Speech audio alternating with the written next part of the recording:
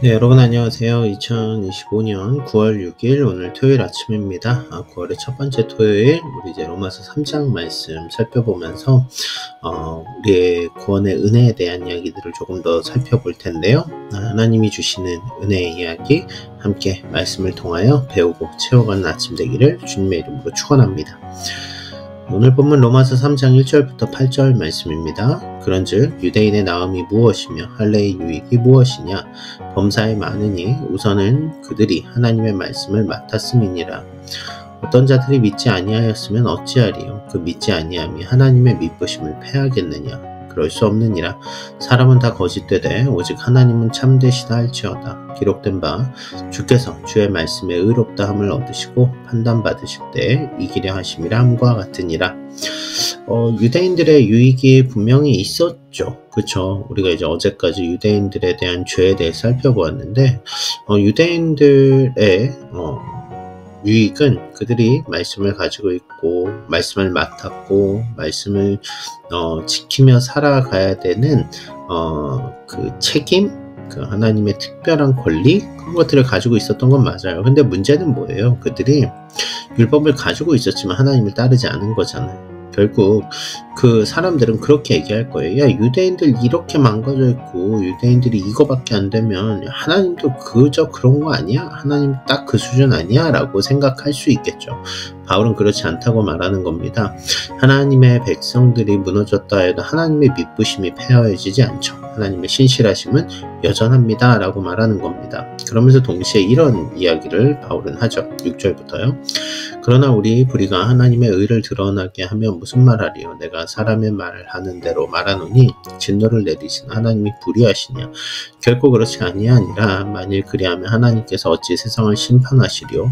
그러나 나의 거짓말로 하나님의 참되심이 더 풍성하여 그의 영광이 되었다면 어찌 내가 죄인처럼 심판을 받으리요? 또는 그러면 선을 이루기 위하여 악을 행하자 하지 않겠느냐? 어떤 이들이 이렇게 비방하며 우리가 이런 말을 한다고 하니 그들은 정죄받은 것이 마땅하니라.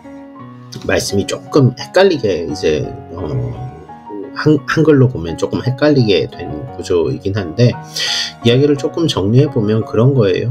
선을 이루기 위해 악을 행하자. 이건 뭐냐면 하나님이 미쁘시고 신실하시고 하나님이 심판하실 때 우리를 죄에서 구원하시는 은혜를 나타내시는 하나님이라면 되려 우리가 죄를 지은 그 죄가 크면 클수록 하나님이 우리를 용서하시는 게 훨씬 더 크고 아름다우니까 우리가 죄 가운데 있는 게 되려 하나님의 영광 아니야? 라고 말하는 사람들이 있는데 그렇지 않다라고 말하는 거죠.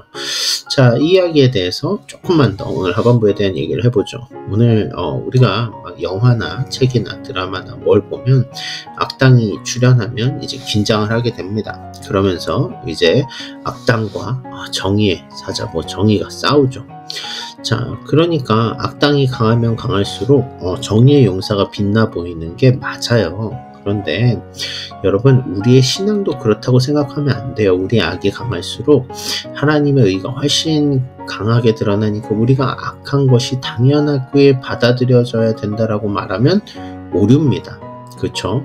왜냐하면 우리의 죄에 대하여서 하나님은 오래 참으시고 기다리시는 것이지 우리가 죄로부터 돌이켜 회개하고 주께 돌아오기를 원하시는 것이지 우리가 그냥 우리의 죄 가운데 하나님이 결국은 용서하시니까 우리의 죄가 하나님의 영광이 될 거야 라고 말하는 건 잘못된 거죠. 방임이고 방종이죠.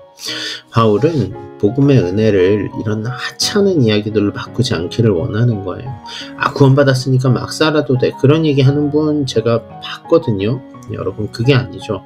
구원받았으니까 막 사는 게 아니라 죄인이 용서받으니까 그냥 이대로 있어도 되는 게 아니라 하나님의 은혜를 알기 때문에 하나님의 은혜로 살아가는 것. 마치 유대인이 유대인의 율법에 대한 것들을 껍데기만 가지고 있으면서 유대인이라고 말하는 것 같은 삶을 사는 게 아니라 그리스도인으로서 우리가 그리스도인답게 살아가는 그런 하루를 고민했으면 좋겠어요. 오늘도 말씀 속에서 여러분들 하루를 감사함으로 채우며 아름답게 살아내는 그런 날 되기를 기대합니다. 감사합니다.